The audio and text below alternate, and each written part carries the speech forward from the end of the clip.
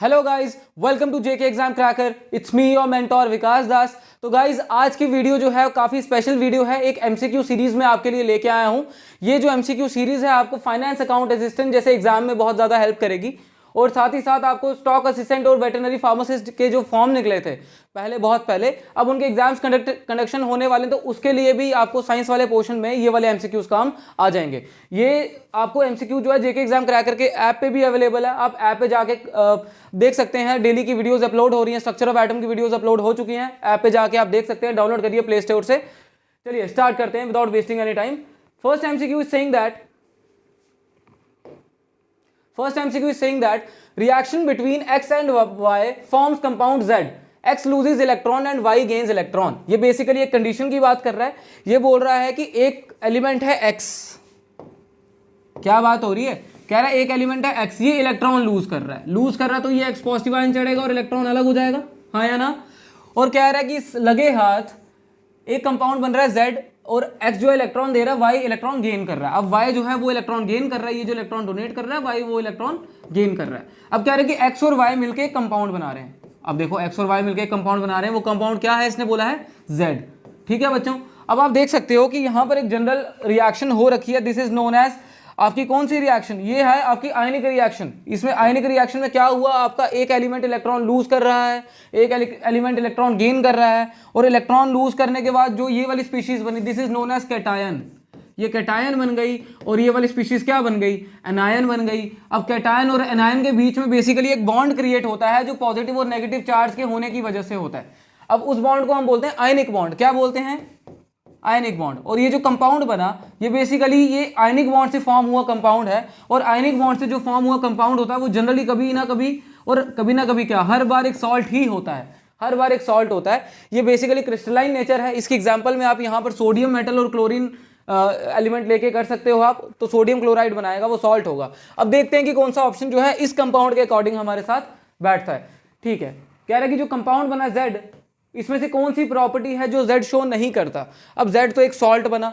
Salt एक good conductor of heat and electricity होता है। अगर आप उसको पानी में एक्वस कंडीशंस में लोगे तो इलेक्ट्रिसिटी अच्छी कंडक्शन करेगा। सॉलिड स्टेट में इलेक्ट्रिसिटी कंडक्ट नहीं करता है। वाइट क्रिस्टलाइन सॉलिड होता है। कलर कुछ भी वेरी कर सकता है, लेकिन क्रिस्टलाइन सॉलिड है इसकी पहचान। ये क्रिस्टलाइन नेचर का होता है। ये सॉलिड फॉर्म में अवेलेबल होता है। इसकी मेल्टिंग पॉइंट बहुत ज़्यादा हाई होती है, बॉइलिंग पॉइंट बहुत ज़्यादा हाई होता है। तो यहाँ पर हर सिचुएशन में मेल्टिंग पॉइंट हाई होता है Z का। यहां पर लिखा है लो मेल्टिंग पॉइंट, ये ऑप्शन होना चाहिए, क्योंकि इसने बोला ना नॉट, तो नॉट वाले के हिसाब से बी ऑप्शन होना चाहिए, लो मेल्टिंग पॉइंट।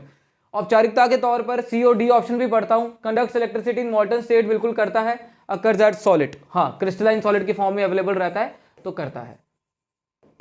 ठीक है बच्चों, तो ये आपका हो गया ये वाला क्वेश्चन डन। इसका ऑप्शन बनेगा मेरे अकॉर्डिंग ऑप्शन बी ऑप्शन इसका करेक्ट आंसर बनेगा। नेक्स्ट क्वेश्चन पे आ जाओ बच्चों। Next question is what chemicals are used in fireworks। कहता फायरवर्क्स में कौन से केमिकल यूज होते हैं। कहता देखो, फायरवर्क्स को बनाने के लिए ना बहुत सारे केमिकल्स यूज होते हैं, और ये केमिकल्स को यूज करने का मेन मोटिव ये होता है कलर, कि वो जो आसमान में जलने के बाद एक अनोखे कलर्स एमिट करते हैं, तो वो कलर्स की वजह से डिफरेंट केमिकल्स को लिया जाता है। और जो डिफरेंट केमिकल्स को वो लिया जाता है, वो इसीलिए लिया जाता है ताकि डिफरेंट कलर्स प्रोड्यूस कर सके और आंखों को अच्छा लगे। अब फायरवर्क्स में बहुत सारे कंपाउंड लिए जाते हैं। कैल्शियम क्लोराइड लिया जाता है, बेरियम क्लोराइड लिया जाता है जी, सोडियम नाइट्रेट ले लिया जाता है। सोडियम नाइट्रेट भी कलर एमिशन के काम आता है। यहाँ पर कॉपर क्लोराइड है, कॉपर क्लोराइड भी यहाँ पर फायरवर्क्स के लिए यूज हो सकता है। तो ये 4 प्रोमिनेंट कंपाउंड्स हैं जो फायरवर्क्स में यूज होते हैं। अब इसमें देखो, जो कैल्शियम क्लोराइड है वो भी ऑप्शन यहाँ पर अवेलेबल है। ठीक है, यहाँ पर बेरियम क्लोराइड है, बेरियम क्लोराइड भी अवेलेबल है। सोडियम नाइट्रेट अवेलेबल नहीं है मेरे पास, कॉपर क्लोराइड भी अवेलेबल है। तो इस क्वेश्चन का आंसर जो बनेगा वो बनेगा ऑल ऑफ द अबव। ये क्वेश्चन देख लो आप, ऑल ऑफ द अबव बनेगा। अब कभी कभी क्या पूछते हैं कि जलने के बाद कौन सी फ्लेम एमिट करता है। अब देखो, कॉपर जो है, कॉपर जलने के बाद ग्रीन कलर की फ्लेम एमिट कर, ब्लू कलर की फ्लेम एमिट करता है, सॉरी, कॉपर जलने के बाद ब्लू कलर की फ्लेम एमिट करता है। ठीक है, सोडियम जलने के बाद येलो कलर की फ्लेम एमिट करता है। ठीक है, मैग्नीशियम जब जलता है, याद रखना है सारी चीजें। मैग्नीशियम जब जलता है, मैग्नीशियम जलने के बाद मैग्नीशियम जो है वो सिल्वरी व्हाइट कलर एमिट करता है, या व्हाइटिश सिल्वर बोलते हैं इसको, सिल्वरी व्हाइट कलर या व्हाइटिश सिल्वर। ऐसे मैग्नीशियम देखा जाए तो खुद इसका कलर जो होता है वो व्हाइट होता है, ठीक है, तो ऐसे सिल्वरी व्हाइट कलर एमिट करता है जलने के बाद। एक और आप बेरियम देख लो, बेरियम भी ऑप्शन में था, बेरियम जो है वो ग्रीन कलर एमिट करता है, ठीक है, समझ आएगा। चलो बहुत सही है, ये फ्लेम्स के ऊपर भी क्वेश्चन आ सकता है तो ये याद रख लेना, इस क्वेश्चन का आंसर ऐसे ऑल ऑफ द अबव बनेगा, ठीक है बच्चों। नेक्स्ट क्वेश्चन पे आते हैं without wasting any time. An electrolytic cell consist of, सबसे पहले इलेक्ट्रोलिटिक सेल बताता हूं। इलेक्ट्रोलिटिक सेल बेसिकली एक ऐसा सेल होता है बच्चों जिसमें क्या होता है कि इलेक्ट्रिकल एनर्जी को हम जो है वो केमिकल एनर्जी में कन्वर्ट करते हैं। इसके अंदर जो बेसिकली मेटल की प्लेट्स ली जाती हैं, वो मेटल की प्लेट्स दो ली जाती हैं और इसके अंदर बेसिकली एक सॉल्यूशन ले लिया जाता है जिस सॉल्यूशन को हम बोलते हैं इलेक्ट्रोलाइट, और जो मेटल की प्लेट्स ले ली जाती है उसको बोलते हैं इलेक्ट्रोड। अब इलेक्ट्रोड, इसमें से एक इलेक्ट्रोड को अगर आप देखोगे तो पॉजिटिव टर्मिनल के साथ कनेक्ट किया जाएगा और एक इलेक्ट्रोड को नेगेटिव टर्मिनल के साथ, तो फ्लो ऑफ इलेक्ट्रॉन होगा नेगेटिव से पॉजिटिव। इसकी वजह से फ्लो ऑफ इलेक्ट्रॉन होने की वजह से यहाँ से यहाँ करंट, बेसिकली यहाँ से यहाँ करंट फ्लो होने की वजह से क्या होता है कि इलेक्ट्रॉन यहाँ से यहाँ फ्लो करेगा। अब इलेक्ट्रॉन का जो फ्लो है वो इस वाले पोर्शन से इस वाले पोर्शन में इलेक्ट्रॉन का फ्लो होने वाला through the circuit, through the solution, दोनों हिस्सों से, ठीक है। तो इस तरीके के सेल को हम बोलते हैं इलेक्ट्रोलिटिक सेल। इसमें क्या हुआ, इलेक्ट्रिकल एनर्जी को कन्वर्ट किया किस, कौन सी एनर्जी में, केमिकल एनर्जी में कन्वर्ट किया जी। अब देखो इन ऑप्शंस में इस सेल के अकॉर्डिंग क्या सही आंसर बनेगा। An electrolytic cell consist of positively charge cathode, अच्छा तो नाम तो बताया ही नहीं। अब ये वाला जो है, ये वाला जो नेगेटिव टर्मिनल है this is known as cathode, ठीक है, और ये वाला जो पॉजिटिव टर्मिनल है दिस इज नोन एज बच्चों एनोड। तो यहां पर कैथोड जो है वो नेगेटिवली टर्मिनल में है, नेगेटिव टर्मिनल में है, और एनोड जो है वो पॉजिटिव टर्मिनल में है। तो एनोड पॉजिटिवली, कैथोड नेगेटिवली, इसका आंसर सी एंड डी बनेगा, इसका आंसर बनेगा ऑप्शन बी, ठीक है। तो ऑप्शन बी सही रहेगा, सी और डी, पॉजिटिवली चार्ज एनोड और नेगेटिवली चार्ज कैथोड, ठीक है बच्चों। आइए नेक्स्ट क्वेश्चन पे मूव करते हैं। चलिए, which one of the given four metals would be displaced from the solution of its salts by other three metal। कहता है कि यहां पर जो चार मेटल है इसमें से कोई एक मेटल, कौन सा मेटल है जो इन तीनों मेटल से सबसे कम रिएक्टिव है, जिसकी वजह से किसी भी रिएक्शन में उस मेटल को डिस्प्लेस कर लिया जाएगा। समझ आ रही बात, बेसिकली ये डिस्प्लेसमेंट रिएक्शन की बात कर रहे हैं। ये बोल रहे हैं कि डिस्प्लेसमेंट रिएक्शन होनी चाहिए और डिस्प्लेसमेंट रिएक्शन में इनमें से कौन सा मेटल है, मान लो एक्स मेटल की बात कर रहे हैं, उसको किसी सॉल्यूशन में ले लिया एक्स जेड के साथ, ठीक है, इसको कौन से ऐसे मेटल के साथ रिएक्शन करेंगे कि ये रिएक्शन अकर हो जाएगी। तो हर केस में यहाँ पर एक मेटल आएगा और एक मेटल को डिस्प्लेस करने के लिए यहाँ पर ऐसा होगा कि एक सबसे वीक मेटल है, सबसे लो रिएक्टिव मेटल है, और यहाँ पर सबसे, अब ये सबसे लो रिएक्टिव है तो यहाँ जो भी मेटल इनमें से आएंगे वो हाई रिएक्टिव होंगे। अब हाई रिएक्टिव मेटल होंगे तो वो क्या करेंगे, इसको इसके सॉल्ट सॉल्यूशन से, ये बेसिकली एक्वा सॉल्यूशन होना चाहिए, इसको इससे डिस्प्लेस करेंगे और ये वाला कंपाउंड बनाएंगे और एक्स को अलग कर देंगे, ठीक है। तो ये रिएक्शन होनी चाहिए। अब यहाँ पर डिस्प्लेसमेंट रिएक्शन होने के लिए सबसे पहले देखो मेटल कौन से दिए हैं। Mg का मतलब है मैग्नीशियम, ठीक है, Ag का मतलब है सिल्वर, ठीक है, Zn का मतलब है जिंक और Cu का मतलब है कॉपर। अब देखो तुम ध्यान से, यहाँ पर आपको बिना किसी हिचकिचाहट के आपको समझ आ रहा होगा कि यहाँ पर जो सिल्वर है वो सबसे लेस रिएक्टिव है। तो यहाँ पर जो ये वाला एलिमेंट है ना वो सिल्वर होना चाहिए, क्योंकि सिल्वर सबसे ज़्यादा लेस रिएक्टिव होता है। ऑब्वियसली ये गोल्ड की तरह थोड़ा नॉन रिएक्टिव कम होता है, पर ये रिएक्शन शो करता है और बहुत कम करता है, पर बहुत ज़्यादा कम, बाकियों से तो बहुत कम रिएक्शन शो करता है, इसलिए सिल्वर इसका अप्रोप्रिएट आंसर बनेगा। बाकी जिन बच्चों को इसका आंसर अगर सिल्वर के अलावा कोई और एलिमेंट आ जाए नहीं पता चले और गोल्ड ना आए तो नहीं पता चले, उसके लिए ट्रिक है, याद रख लो, trick for reactivity series. Reactivity series के लिए ट्रिक दे देता हूं आपको, ठीक है। यहां पर आप लिखो please stop calling me a zebra, ठीक है बच्चों। I totally like her calling me smart goat please. अब यहां पर आप देख लोगे हर एक शब्द जो है एक एलिमेंट को बोलता है, और इसमें जो सबसे पहले होगा वो मोस्ट रिएक्टिव होगा और जो यहां पर आएगा वो लेस रिएक्टिव होगा। अब देखो किसकी बात कर रहा हूं मैं, पी का पी स्टैंड्स फॉर पोटेशियम, याद रखना पोटेशियम, ठीक है। स्टॉप में एस है तो एस स्टैंड्स फॉर सोडियम, सबसे ज्यादा रिएक्टिव पोटेशियम, उसके बाद कौन सा बच्चों, सोडियम। सी से आपको याद आएगा कैल्शियम, सी ए से याद आएगा कैल्शियम। एम से याद आएगा मैग्नीशियम, एम से कौन सा याद आएगा, मैग्नीशियम। ए से याद आएगा एल्यूमिनियम, Z से याद आएगा जिंक बिना किसी डाउट के, ठीक है। I से याद आएगा आयरन, T से याद आएगा टिन, L से याद आएगा लेड, H से याद आएगा मुझे हाइड्रोजन। अब यहाँ पर देखना एक याद रखना, हाइड्रोजन याद रखना एक, और C से याद आएगा कॉपर, ये कॉपर याद रखना। बहुत सारे रिएक्शन में ये है कि हाइड्रोजन मेटल, कॉपर जो है वो हाइड्रोजन को डिस्प्लेस नहीं कर सकता, ऐसे भी क्वेश्चन आ सकता है, याद रखना। M से याद आएगा आपका मैंगनीज, ठीक है। S से याद आएगा सिल्वर, और इसके बाद आएगा गोल्ड, और फिर आएगा आपका प्लैटिनम। तो ये जो है सीरीज याद रख लेना। इसमें please stop calling me a zebra, I totally like her, calling me smart goat please, ये सीरीज है। तो ये सबसे ज्यादा रिएक्टिव एलिमेंट है और वो वहां पे प्लैटिनम सबसे लेस रिएक्टिव एलिमेंट है। अब उसके अकॉर्डिंग अब 4 ऑप्शन अगर आप देखोगे, उसमें 4 ऑप्शन में थे आपका मैग्नीशियम था, एल्यूमिनियम था, जिंक था और सिल्वर था। ऑब्वियसली बात है सिल्वर सबसे नीचे है, वो देखो, है ना, ये पहले ये लाइन है, फिर ये लाइन है, फिर ये लाइन है, ठीक है बच्चों। तो सिल्वर सबसे नीचे था तो सबसे लेस रिएक्टिव है, इसलिए ये जो रिएक्शन है ये परफॉर्म हो पाई है यहाँ पे।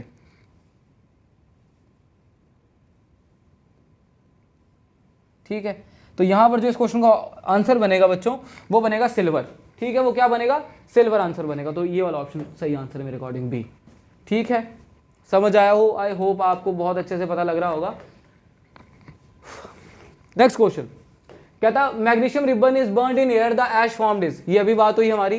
कह रहे कि मैग्नीशियम रिबन को जब जलाएंगे ऐश कौन से कलर की बनेगी। मैग्नीशियम रिबन जलने के बाद कौन से कलर का फ्लेम देती है, व्हाइटिश सिल्वर, तो ऑब्वियसली व्हाइट आंसर आएगा इसका। बताया था पीछे क्वेश्चन नंबर 2 में व्हाइटिश सिल्वर आंसर है, तो व्हाइट आंसर आएगा इसका। क्वेश्चन नंबर 5 का आंसर है B, without any doubt. Next topic आ जाओ।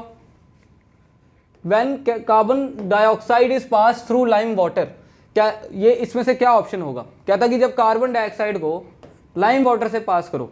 अब लाइम वाटर देखो क्या होता है, लाइम वाटर बेसिकली हम कैल्शियम हाइड्रोक्साइड को बोलते हैं, CaOH2, ठीक है, कैल्शियम हाइड्रोक्साइड को बोलते हैं। तो ये पता क्या बनाएगा, ये बनाएगा कैल्शियम कार्बोनेट। समझ आ रही बात, कैल्शियम कार्बोनेट बनाएगा, ये व्हाइट कलर का प्रेसिपिटेट बनेगा, साथ में पानी अलग हो जाता है थोड़ा। समझ आ रही है बात। अब ये व्हाइट कलर का प्रेसिपिटेट बनेगा, ये रिएक्शन होगी। अब देखो लेकिन अगर इसी रिएक्शन में अगर आप कार्बन डाइऑक्साइड का लेवल, अभी इन्होंने पता क्या बोला कि कार्बन डाइऑक्साइड सिर्फ पास करना है। अगर इसी रिएक्शन को अगर ऐसे लिख दूं, देखना ध्यान से, CO2 लेकिन एक्सेस ले लिया, बहुत ज़्यादा ले लिया, और सेम रिएक्शन करी कैल्शियम हाइड्रोक्साइड वाली, तो इस केस में बनेगा आपका कैल्शियम हाइड्रोजन कार्बोनेट, याद रखना ये बनेगा। और ये ट्रांसपेरेंट होता है बाय द वे, याद रखना, ठीक है। तो अगर यहाँ पर कभी क्वेश्चन में कुछ चेंज कर दिया और यहाँ पर एक्सेस वर्ड यूज़ कर लिया, तो उस केस में रिएक्शन में डिफरेंट प्रोडक्ट बनेगा। उस केस में आपका क्या बनेगा, कैल्शियम हाइड्रोजन कार्बोनेट, ये कैल्शियम बाइकार्बोनेट बोलते हैं बच्चों इसको, ठीक है। तो यहाँ पर ऑप्शन देखो, calcium hydroxide is formed, calcium hydroxide तो लिया था। White precipitate of CO is formed, lime water turns milky, colour of lime water disappears. कहता लाइम वाटर का कलर डिसअपियर होगा, बिल्कुल नहीं। कहता लाइम वाटर जो है वो मिल्की टेक्सचर का हो जाएगा। ऐसा ही होगा क्योंकि यहाँ पर व्हाइट कलर का कैल्शियम कार्बोनेट बना है ना, व्हाइट कलर का बना है, ये पानी के अंदर जब घुलेगा तो पानी में व्हाइट कलर का टेक्सचर देगा, तो लाइम वाटर मिल्की हो जाएगा थोड़ा सा। तो सी ऑप्शन मेरे अकॉर्डिंग यहाँ पर सही जवाब बनेगा, ठीक है। चलो समझ आया, तो नेक्स्ट MCQ की तरफ बढ़ते हैं। मेरे लिए ये डेप्थ में लेना जरूरी है क्योंकि पता नहीं है ना कि एग्जैक्ट कौन सा क्वेश्चन आएगा। मैं चाहता हूँ कि एक एक क्वेश्चन में मैं आपको 2-2, 3-3 क्वेश्चन का डाटा दे दूँ, तो वो करने के लिए आपको थोड़ा सपोर्ट करना जरूरी है। अब जैसे यहाँ पर एक सवाल पूछा है कि when crystals of lead nitrate are heated strongly in a dry test tube, lead nitrate is basically बच्चों PbNO3 whole twice। कहता है इसको जब मैं हीट करूंगा, कह रहा है ड्राई टेस्ट ट्यूब में, कहता है उस केस में क्या होगा, crystals immediately melt, brown residue is left, white fumes appear in the tube, a yellow residue is left। अब देखो ध्यान से, ये रिएक्शन होगी, इस रिएक्शन में होने के बाद ये रिएक्शन में बेसिकली लेड ऑक्साइड बनेगा PbO, ठीक है, PbO बनेगा, यहाँ पे 2PbO बनेगा प्लस NO2 बनेगा, ये 2 है, ये Pb2O बनेगा, 2PbO बनेगा, ये 4NO2 बनेगा, और साथ में इसके ऑक्सीजन गैस बनेगी। ये मैंने बैलेंस भी कर दिया आपके लिए रिएक्शन, ढेर सारी रिएक्शन मैंने आपके लिए बैलेंस कर दिया है। तो अब अगर आप देखोगे इस रिएक्शन में जो प्रोडक्ट बने उसका कलर अगर आपको पता हो तो आप क्या कर सकते हो, आप फाइंड आउट कर सकते हो कि यहाँ पर सही ऑप्शन क्या है। अब देखो PbO जो यहाँ पर बना वो बेसिकली येलो कलर का प्रेसिपिटेट होता है। कौन से कलर का प्रेसिपिटेट होता है, याद रखना, येलो कलर का प्रेसिपिटेट होता है जी। अब NO2 जो बना उसकी वजह से ना ब्राउन फ्यूम्स बनते हैं। जैसे जिस टेस्ट ट्यूब में बना होगा ना, ये जिस टेस्ट ट्यूब में बना होगा उस टेस्ट ट्यूब के अंदर ना ब्राउन कलर के थोड़े फ्यूम्स आ जाएंगे, ठीक है, ब्राउन कलर के थोड़े फ्यूम्स आ जाएंगे, और ब्राउन फ्यूम्स आने की वजह से ये जैसे रिंग टाइप बनेगा, ठीक है, और इसका जो कलर है यहाँ पर आगे पीछे वो येलो हो जाएगा, ठीक है, इसका कलर येलो होगा और ये जो रिएक्शन होगी इसका कलर क्या होगा, ब्राउन होगा, याद रखना। तो यहाँ पर इसका ऑप्शन बनेगा येलो रेजिड्यू इज लेफ्ट, क्योंकि ब्राउन रेजिड्यू थोड़ी था, ब्राउन तो फ्यूम्स थे, जो धुआं निकल रहा था, NO2 तो यहाँ से बाहर निकल रहा है तो वो धुआं था, तो इसका आंसर येलो रेजिड्यू बनेगा। ठीक है बच्चों, चलो नेक्स्ट क्वेश्चन पे आ जाओ। 30 क्वेश्चन की सीरीज है, 7 हुए हैं अभी। चलो, colour of solid magnesium is, ये तो पता है अपने को, सिल्वर ग्रे आंसर है इसका। क्या कहते हैं, व्हाइट इज सिल्वर आंसर है इसका। अगर आप देखोगे इसका आंसर ऑप्शन नंबर 8 का आंसर बनेगा आपका। अच्छा, सॉलिड मैग्नीशियम पूछा है। सॉलिड मैग्नीशियम के केस में मैग्नीशियम का जो फ्लेम जो निकलती है ना, वो मैंने आपको बताया था सिल्वरी वाइट निकलती है, और जो सॉलिड मैग्नीशियम खुद होता है ना, ये सिल्वर ग्रे कलर का होता है, याद रखना। इसकी फ्लेम कैसे निकलती है, फ्लेम जलाने के बाद जो फ्लेम निकलती है वो कौन से कलर की निकलती है, सिल्वरी वाइट। समझ आ रही बात, ये याद रखना। तो इसका आंसर बनेगा सिल्वर ग्रे, बी ऑप्शन सही आंसर है। नेक्स्ट क्वेश्चन पे आ जाओ। Consider equations precipitate of calcium hydroxide will be. कह रहा है कैल्शियम हाइड्रोक्साइड का प्रेसिपिटेट, अभी ये पीछे रिएक्शन करी, कैल्शियम हाइड्रोक्साइड पीछे बताया कि क्या कहते हैं, व्हाइट कलर का प्रेसिपिटेट है। तो आप याद रखना, calcium hydroxide is precipitate of white colour. Calcium hydroxide का फॉर्मूला ये है, ठीक है। ये कौन से कलर का प्रेसिपिटेट होगा, व्हाइट कलर का। क्वेश्चन नंबर 9 का आंसर है व्हाइट कलर, ठीक है। क्वेश्चन नंबर 9 का आंसर है डी, ठीक है बच्चों। नेक्स्ट क्वेश्चन पे आ जाओ। ठीक है, यहां पर दिया है कि in writing chemical equation inclusion of state symbols shall be done while. कह रहा है कि जब हम कभी भी बैलेंस्ड केमिकल इक्वेशन लिखते हैं और केमिकल रिएक्शन में हम स्टेट्स मेंशन कर रहे होते हैं, तो स्टेट मेंशन का जो स्टेप है वो कब करना चाहिए। ऑप्शन ऐसे हैं कि correct chemical formula of reactant and product are written. कह रहा है तब करना चाहिए जब करेक्ट केमिकल फॉर्मूला लिख के बैठे हैं हम। कह रहा है तब करना चाहिए जब बैलेंस इक्वेशन दे दी गई हो और हमें law of conservation of mass मापना हो। Law of conservation of mass से स्टेट का कोई लेना देना नहीं होता बाय द वे, तो ये ऑप्शन तो गलत हो जाएगा, उसमें मास का लेना देना होता है। The equation has been balanced, हाँ ये ऑप्शन मेरे हिसाब से सही बैठेगा, क्योंकि हमें स्टेट मेंशन तो तब करना चाहिए जब रिएक्शन बैलेंस्ड हो, बैलेंस्ड इक्वेशन दे दी हो। तो यहाँ पर ऑप्शन जो बनेगा वो ऑप्शन बनेगा आपका ऑप्शन नंबर ये वाला सी। क्या कौन सा ऑप्शन है, ये ए है, ये बी है, ये आगे सी, इक्वेशन हैज बीन बैलेंस्ड। ठीक है, लास्ट वाला भी पढ़ लेते हैं, जब रिएक्टेंट और प्रोडक्ट को क्विक बैलेंसिंग में चेंज करना पड़े। नहीं, ऐसा कुछ नहीं है, सी ऑप्शन सही आंसर है। ठीक है बच्चों, नेक्स्ट क्वेश्चन पे आ जाओ। नेक्स्ट क्वेश्चन पे आ जाओ। Which of the given products is formed when calcium oxide react with water. सीधी सी बात है, रिएक्शन ही लिख देता हूं। कैल्शियम ऑक्साइड बोला ना, इसको बोलते हैं क्विक लाइम, याद रखना।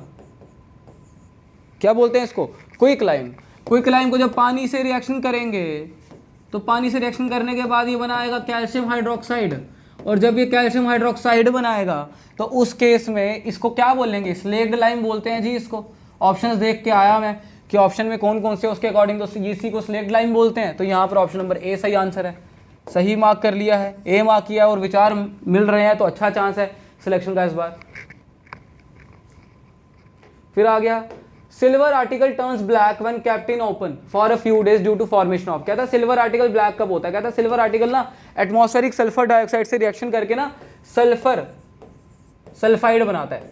ठीक है, सल्फर सल्फाइड का कलर होता है ब्लैक, तो ये जो सिल्वर के आर्टिकल्स है वो ब्लैक कलर के हो जाते हैं। आप ज्वेलरी देखोगे वो भी कुछ टाइम के बाद शाइन उसकी कम हो जाएगी, ब्लैक कलर की लेयर आ जाती है। तो AG2S आंसर बनेगा इसका, ऑप्शन नंबर डी। ठीक है बच्चों, नेक्स्ट क्वेश्चन पे आ जाओ।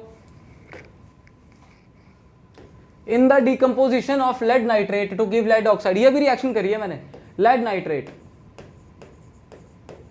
ठीक है, इसको लेड ऑक्साइड बनाना है, PbO plus nitrogen dioxide plus oxygen. ठीक है, ये 2 है यहाँ पे। ठीक है, 2 है। क्या है, क्या पूछ रहा है, कहता है कोफिशिएंट ऑफ नाइट्रोजन। नाइट्रोजन के कितने कोफिशिएंट होंगे, बैलेंस किया था नाइट्रोजन के कोफिशिएंट 4 है। बैलेंस करना नहीं आता है तो कमेंट सेक्शन में जरूर लिख के बताना, अलग से वीडियो लाऊंगा जरूर। पर बैलेंस करना अगर आता है तो ये बैलेंस करके आपका सीधा सीधा आंसर 4 आ जाएगा, option number D right answer है। क्वेश्चन नंबर 13 के लिए option number D right answer है। ठीक है बच्चों, नेक्स्ट क्वेश्चन पे आ जाओ without wasting any time. Question number 14, fatty food become rancid due to the process of. अच्छा, रेंसिड का क्या मतलब है कि जब ऐसे सब्सटेंस, ऐसा खान पान जिसमें ऑयल का कंटेंट थोड़ा ज़्यादा हो, ऑयल का कंटेंट होने की वजह से क्या होता है कि वो खाना ज़्यादा दिन सर्वाइव नहीं करता है और हवा के मॉइस्चर और ऑक्सीजन से रिएक्शन करके उसकी स्मेल, टेस्ट, टेम्परामेंट सब चेंज हो जाता है, कलर सब चेंज हो जाता है उसका, और वो खाने लायक नहीं बचता, वो खाना बेसिकली ख़राब हो जाता है, उसको कंज्यूम करने से फूड पॉइजनिंग भी हो सकती है। ये पूरा प्रोसेस जिसमें खाना ऑक्सीडेशन करने के बाद ख़राब हो जाता है उसको बोलते हैं अपन रेंसिडिटी। क्या बोलते हैं हम उसको? रेंसिडिटी बोलते हैं। ठीक है, अब रेंसिडिटी जो है वो किसकी, रेंसिडिटी बेसिकली क्या है? रेंसिडिटी बेसिकली एक ऑक्सीडेशन रिएक्शन है, क्योंकि इसमें खाना जो है वो ऑक्सीडाइज हो रहा है भाई साहब, खाना ऑक्सीडाइज हो रहा है और खाना जो है फाउल स्मेल खाने से आ रही है, इसी को रेंसिडिटी बोलते हैं। तो इसमें ऑप्शन बनेगा ऑप्शन नंबर ए, ऑक्सीडेशन। ठीक है बच्चों, नेक्स्ट क्वेश्चन पे आ जाइए। In the double displacement reaction between aqueous potassium iodide and aqueous lead nitrate, aqueous potassium iodide and aqueous lead nitrate, इन दोनों केसेस में क्या रहा है, ये रिएक्शन जब हो जाएगी लेड, हाँ येलो कलर का प्रेसिपिटेट, पीछे भी बताया मैंने, लेड ऑक्साइड बन जाएगा भाई, येलो कलर का प्रेसिपिटेट, साथ में NO2 गैस बनेगी, साथ में ऑक्सीजन गैस बनेगी। ठीक है, ये रिएक्शन मैंने आपको बता दी। अब इस रिएक्शन में क्या है कि अगर आप कैलकुलेट करोगे कि इन्होंने क्या बोला कि अगर ये reaction, if while performing the activity of lead nitrate is not available, कहता अगर ये रिएक्शन करते वक्त लेड नाइट्रेट जो है वो अवेलेबल नहीं है तो उसकी प्लेस में कौन सा सब्सटेंस यूज करोगे? जाहिर सी बात है जो ये फॉर्मूला मानता होगा, यहाँ पर आप कोई भी फॉर्मूला बना दो, किसी भी फॉर्मूले का इस फॉर्मूले से अगर मिलाप हो जाएगा, मतलब ऐसा फॉर्मूला होगा तो वो यूज कर सकते हैं। पोटेशियम सल्फेट जो है वो होता है K2SO4, ये तो चलो नहीं, खत्म हो गया। अमोनियम सल्फेट, अमोनियम नाइट्रेट होता है NH4NO3, ये भी नहीं है। इसमें इसका ऑक्सीडेशन स्टेट 1 है, इसका भी 1 है, इसमें इसका 2 है, इसका 1 है। समझ आ रही बात? इस तरीके से यहाँ पर 2 एलिमेंट है, यहाँ पे इसके, यहाँ पर 1 है। होना चाहिए कि मेटल 1 होना चाहिए, आयन 2 होने चाहिए। लेड सल्फेट अगर आप देखोगे, लेड सल्फेट PbSO4 होता है, इसमें दोनों के आयन एक एक ही है। लेकिन लेड एसीटेट देखोगे तो लेड एसीटेट ऐसा बनेगा PbO3C2H5 लेड एसीटेट, और ये 2 है। तो ये पूरी की पूरी जो रिएक्शन है, ये लेड एसीटेट जो यहाँ पर मैंने लिखा है, यहाँ पर ये एक मेटल है और यहाँ पर 2 आयन हैं इसके, तो इससे मैच कर रहा है। तो यहाँ पर lead acetate option number B correct answer बनेगा। ठीक है बच्चों, फॉर्मूला याद होना चाहिए था इसके लिए, केमिकल फॉर्मूला याद रहेगा तो सब सही हो जाएगा और फटाफट पता लग जाएगा इसका आंसर क्या है। ठीक है, which of the following is are an endothermic process, कहता है इसमें से कौन सा एक एंडोथर्मिक प्रोसेस है? Dilution of sulphuric acid basically एक एक्सोथर्मिक प्रोसेस है, इसमें से हीट बाहर निकलती है। Sublimation of dry ice endothermic है, कंडेंसेशन एक्सोथर्मिक है, और इवेपोरेशन एंडोथर्मिक है। इवेपोरेशन एंडोथर्मिक क्यों है बता देता हूँ। एंडोथर्मिक रिएक्शन वो रिएक्शंस होती हैं जिसमें हीट एब्जॉर्ब होती है। इवेपोरेशन में हीट एब्जॉर्ब होगी तभी तो वो वेपर बन रहा है, कंडेंसेशन में हीट वो रिमूव कर रहा है तभी वो वापस लिक्विड और सॉलिड बन रहा है, सब्लिमेशन में भी वो हीट एब्जॉर्ब कर रहा है। तो सी और D, C option sorry B option और डी ऑप्शन सही है, बी और डी देख लो, जहाँ पे ऑप्शन नंबर डी सही आंसर है 16th का। ठीक है, नेक्स्ट क्वेश्चन पे आ जाओ। Barium chloride on reacting with ammonium sulphate forms barium sulphate and ammonium chloride. कहता है बेरियम क्लोराइड को जब अमोनियम सल्फेट से रिएक्शन करूंगा, अमोनियम सल्फेट से रिएक्शन करूंगा तो उस केस में ये जो रिएक्शन है ये कौन कौन सी रिएक्शन है? ये बेसिकली रिएक्शन मैं आपको बताता हूं। ये आपकी जो रिएक्शन बनेगी यहाँ पे, ये बनेगी आपकी, एक तो ये जो रिएक्शन होगी यहाँ पर ये बेरियम सल्फेट बन जाएगा, ये बेसिकली प्रेसिपिटेट है, एक ये प्रेसिपिटेट है, और साथ में यहाँ पर बन जाएगा अमोनियम क्लोराइड NH2NH4Cl, यहाँ पर इसका ये बनेगा।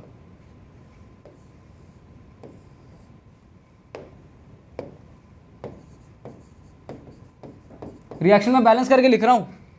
ठीक है, मैं बस क्या कर रहा हूँ, जो रिएक्शन बोली है वही लिख रहा हूँ, कुछ नहीं। बेरियम सल्फेट दिया, मुझे फॉर्मूला पता था कि बेरियम सल्फेट बन रहा है। अमोनियम क्लोराइड बना, अमोनियम क्लोराइड का फॉर्मूला पता था, बना दिया। ये आपका प्रेसिपिटेट है। प्रेसिपिटेट बेसिकली ऐसा सबस्टांस होता है जब 2 एक्वस सॉल्यूशन, पानी वाले सॉल्यूशन आपस में मिक्स होते हैं, तो उसके बाद जब किसी रिएक्शन में ऐसा कोई प्रोडक्ट बन जाए जो एक्वस सॉल्यूशन में मिला, घुल नहीं रहा है, बेसिकली प्रेसिपिटेट इनसॉल्युबल होता है। जो भी सब ये बेसिकली आपने 2 लिक्विड आपस में मिक्स किए, उसमें एक इनसॉल्युबल सॉलिड बन जाता है, उसको प्रेसिपिटेट बोलते हैं। तो ये एक तरीके की प्रेसिपिटेशन रिएक्शन तो है, तो ऑप्शन नंबर बी तो है। फिर आ गया डिस्प्लेसमेंट तो नहीं है, ये डबल डिस्प्लेसमेंट है क्योंकि इस दोनों के आयन आपस में एक दूसरे को डिस्प्लेस कर रहे हैं, इसका नेगेटिव इसके पॉजिटिव के साथ, इसका नेगेटिव इसके पॉजिटिव के साथ, वैसा हुआ है, तो ये डबल डिस्प्लेसमेंट भी है। तो बी और सी आंसर, बी और डी आंसर है इसका ऑप्शन नंबर डी। ठीक है बच्चों, बी और डी इसका ऑप्शन बन जाएगा option number D. Second set of option से आंसर निकल रहे हैं, ये ऐसे क्वेश्चन है। कह रहा है solid calcium oxide react with water, कहता है कैल्शियम हाइड्रोक्साइड बना, कहता है बताओ स्लेकिंग ऑफ लाइम बोलते हैं इस प्रोसेस को, कहता है calcium hydroxide in water to form it's slaking of lime and then solution is formed. कहता है ये सॉल्यूशन जो है, ये रिएक्शन क्या है, सॉल्यूशन क्या है। कह रहा है कैल्शियम ऑक्साइड जो है इसको पानी से ट्रीट करा, ये बन जाएगा calcium hydroxide. Calcium hydroxide basically white colour का सबस्टांस होता बेस है, तो पीएच की वैल्यू तो 7 से ज़्यादा ही होगी इसकी, है ना, इसकी पीएच की वैल्यू 7 से ज़्यादा होगी। अब बेसिक पीएच है और साथ में ये जो रिएक्शन है पूरी की पूरी, ये एक तरीके की कैसी रिएक्शन है आपकी, पीएच इसका मोर देन 7 चला जाएगा, ये ऑप्शन तो सही है। और साथ में इस रिएक्शन में आपको हीट का भी बताना है। अब इसमें एक प्रोडक्ट बन रहा है तो यहाँ पर हीट जो है यहाँ पर रिमूव हो रही है, तो हीट जब प्रोड्यूस हो रही है, एक एक्सोथर्मिक मोड का रिएक्शन है, तो यहाँ पर ऑप्शन बी और सी सही ऑप्शन बैठेंगे। बी और सी के हिसाब से option number B is right answer. Option number B mark कर लो सेकंड सेट ऑफ ऑप्शन में। चलो नेक्स्ट क्वेश्चन पढ़ो। Which of the following is an exothermic process. Exothermic process वो है जिसमें हीट प्रोड्यूस होती है। वाटर को क्विक लाइम के साथ प्रोड्यूस करेंगे, एक्सोथर्मिक प्रोसेस है, हाँ बिल्कुल है। डाइल्यूशन ऑफ एसिड एक एक्सोथर्मिक प्रोसेस है, बिल्कुल है। इवेपोरेशन एक्सोथर्मिक प्रोसेस है, नहीं है। सब्लिमेशन एक्सोथर्मिक प्रोसेस है, नहीं है। ये दोनों एक्सोथर्मिक प्रोसेस नहीं है, ए और बी सही आंसर है। ए ऑप्शन सही होगा इसका, 19th वाले का आंसर है ए। ठीक है,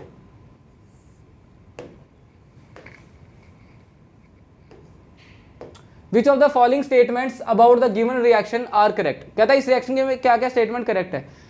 मैं सारे ऑप्शंस देख पा रहा हूँ, oxidation, oxidising agent, reducing agent, यही सब बातचीत हुई है। मैं रिएक्शन लिख के आपको ऑक्सीडाइजिंग एजेंट, रिड्यूसिंग एजेंट समझाता हूँ, तो फिर आपको ऑप्शन खुद ही बनेगा। ये आ जाएगा, आयरन को इन्होंने पानी से ट्रीट करा है और इन्होंने बना दिया iron oxide, ferric iron oxide, ठीक है, और ये हाइड्रोजन गैस रिमूव कर दी इन्होंने।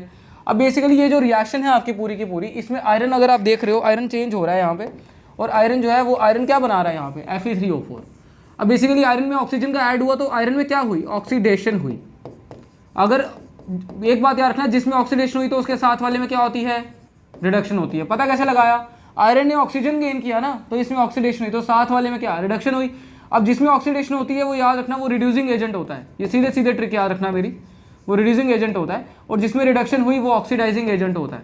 समझाने पे आऊँ तो समझा भी दूँ कि यहाँ पर जो रिडक्शन हो रही है जिसमें, वो किसी को ऑक्सीडाइज करने में हेल्प कर रहा है, तो वो ऑक्सीडाइजिंग एजेंट है।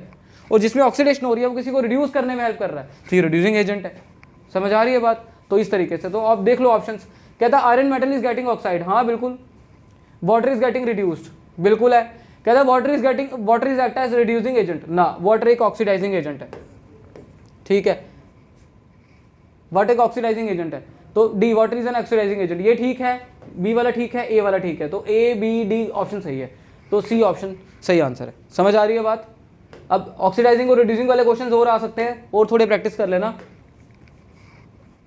नेक्स्ट एग्जाम्पल है, कह रहा है ammonia plus oxygen gives us nitrous oxide और H2O। कहता है ये कौन सी रिएक्शन है। कह रहा है देखो, सबसे पहली बात, ये एक तरीके की डिस्प्लेसमेंट रिएक्शन है। मैं आपको बताता हूँ कैसे रिएक्शन में स्टडी करा। इसमें बेसिकली नाइट्रोजन के साथ हाइड्रोजन था, हाइड्रोजन को ऑक्सीजन ने यहाँ पर क्या किया, डिस्प्लेस किया। तो ऑक्सीजन ने हाइड्रोजन की पोजीशन ली, ऑक्सीडेशन भी है ये, और साथ में ये क्या कहते हैं, ये एक तरीके की डिस्प्लेसमेंट रिएक्शन भी है। तो डिस्प्लेसमेंट तो है, और साथ में एक तरीके की ऑक्सीडेशन रिएक्शन है जिसको रेडॉक्स रिएक्शन बोलते हैं। तो ए और सी इसका सही आंसर है, ए और C option number C. Question number 21 का आंसर ऑप्शन नंबर सी। समझ आ रही है बात। नेक्स्ट क्वेश्चन देखो, dilute HCl is added to granulated zinc. कहता है डाइल्यूट HCl को अगर आप जिंक में ऐड करो, डाइल्यूट HCl को अगर आप जिंक में ऐड करो क्या होगा।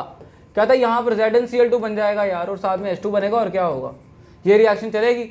अब जब ये रिएक्शन चलेगी, यहाँ पर हाइड्रोजन गैस प्रोड्यूस होगी, और हाइड्रोजन गैस जो है ना इसका कोई स्मेल है, ना कोई ऑर्डर है, ना कोई कलर है।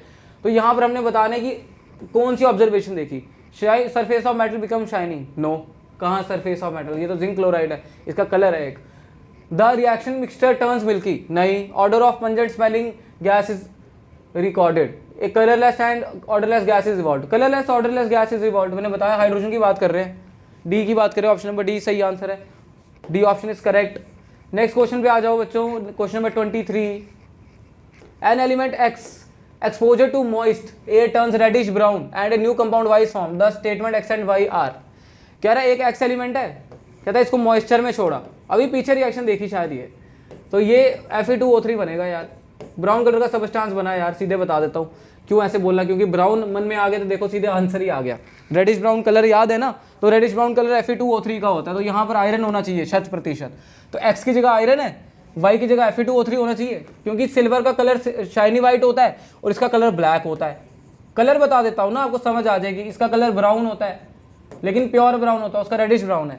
इसका एल्यूमिनियम का कलर ग्रीनिश होता है, कॉपर का कलर भी टार्निशिंग की वजह से ग्रीन भी होता है, ब्राउन नहीं सॉरी ग्रीनिश भी होता है इसका, ठीक है। तो ये कलर है, यहाँ पर ब्राउन कलर सिर्फ आयरन का था, ये याद रखना, तो इसी वजह से मैंने आयरन चूज किया। अब ब्राउन आ जाएगा सीधा, तो आयरन कर लीजिएगा चूज। चलिए question number 24, the reaction of hydrogen gas with oxygen to form water, बनाओ पानी, ये रिएक्शन बोल रहा है जी। He is talking about this reaction, ये ऐसे बनेगा पानी, पानी बन गया, कह रहा बताओ कौन सी रिएक्शन है, ये कॉम्बिनेशन रिएक्शन है भाई, जुड़ रहा है एक दूसरे के साथ, साथ में ये रिडॉक्स रिएक्शन है भाई, ये रिडॉक्स भी है, साथ में ये एनर्जी एमिट कर रहा है, तो ये एक्सोथर्मिक रिएक्शन भी है, तो ये ऑल ऑफ दीज है, ऑल ऑफ दीज, ये एक तरीके की ऑल ऑफ दीज वाली रिएक्शन जिसमें हर एक चीज आपस में ये सारी रिएक्शन को फॉलो कर रहा है, क्योंकि कंबाइन कर रहा है तो कॉम्बिनेशन भी है, ऑक्सीजन हाइड्रोजन का लेन दे रहा है इसलिए ये रिडॉक्स रिएक्शन भी है। एक्सोथर्मिक रिएक्शन मतलब हीट का आना जाना भी है, हीट बेसिकली प्रोड्यूस हो रही है ना, तो ये एक्सोथर्मिक नेचर की रिएक्शन भी है, तो ऑल ऑफ दीज इसका आंसर बन जाएगा।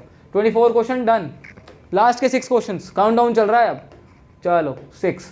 25वां question, in which of the given chemical equation the abbreviations represent the correct states of the reactant and product involved at room temperature. क्या था, देखो इन्होंने ये रिएक्शन दी है,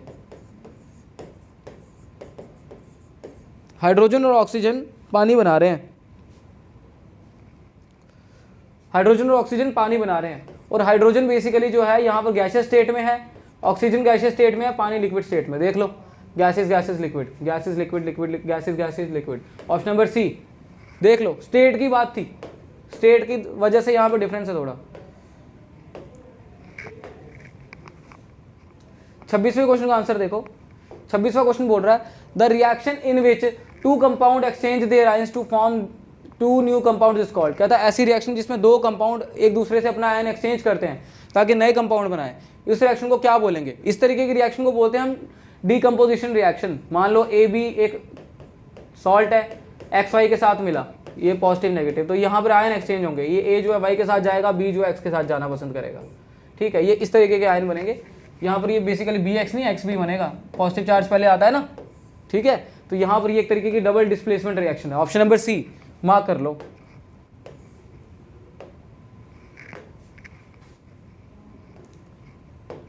which of the given statement is not a physical change. कहता है इसमें से क्या एक फिजिकल चेंज नहीं है?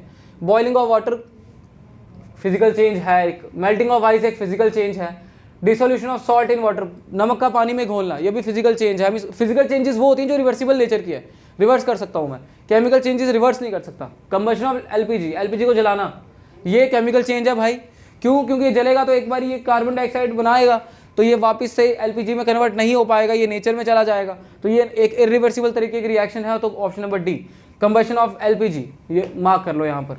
27 का ऑप्शन है डी।